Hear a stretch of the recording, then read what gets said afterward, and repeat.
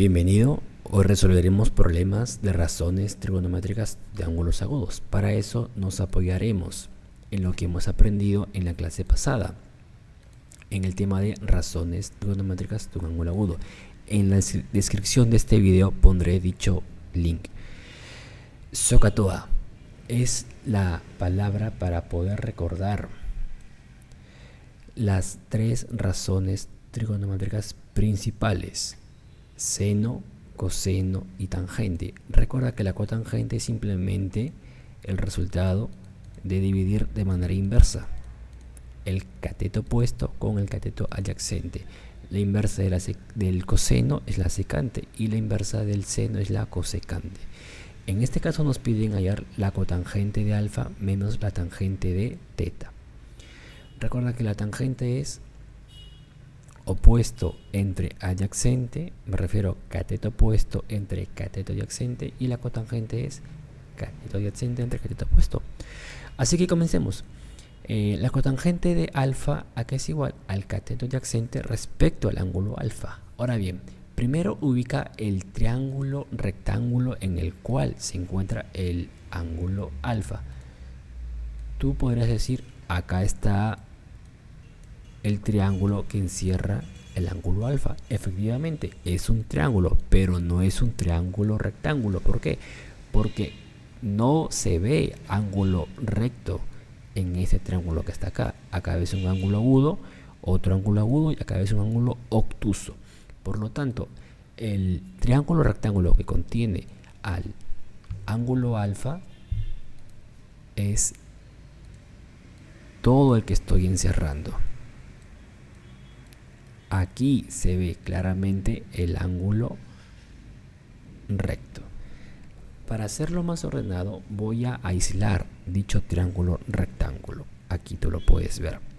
Ahora bien, primero ubica el ángulo recto.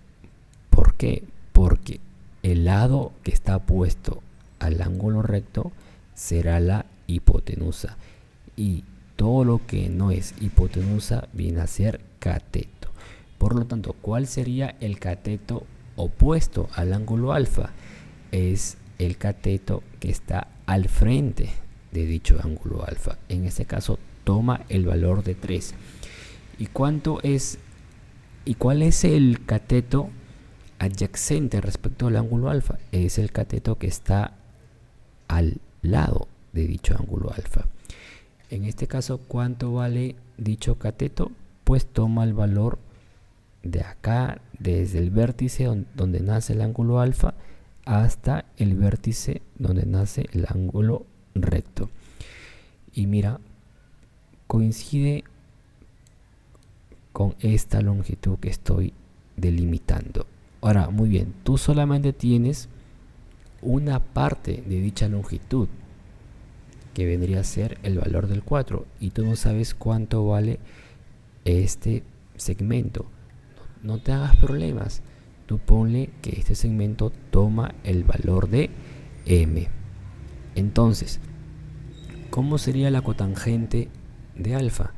La cotangente de alfa vendría a ser el cateto adyacente entre el cateto opuesto. El cateto adyacente respecto al ángulo alfa, ¿cuánto valdría? 4 más m, tal como puedes ver acá. Es toda esta longitud, 4 más m. ¿Y cuánto valdría el cateto opuesto? Simplemente toma el valor de 3. 4 más m entre 3. Ahora, basta solamente hallar la tangente de teta, y esas dos cantidades las voy a restar. A ver, hallemos la tangente de teta. Para que esto se vea más ordenadito, voy a borrar todo esto. Ya tengo que el valor de la cotangente de alfa es igual a 4m más 3. Ahora voy a aislar el triángulo rectángulo que contiene al ángulo teta. Aquí lo ves. Entonces, primer paso, identifica el ángulo recto. ¿Por qué? Porque el lado que está al frente del ángulo recto se va a llamar hipotenusa. Y todo lo que no es hipotenusa es cateto. Por lo tanto, ¿cuál viene a ser el cateto opuesto del ángulo teta? El cateto que se encuentra justamente al frente. Es el que está acá. ¿Y qué valor toma este cateto? Pues coincide con el valor de m, tal como puedes ver acá. Coincide con m. En este caso, el cateto opuesto vale m. Y el cateto adyacente es el que se encuentra al costado.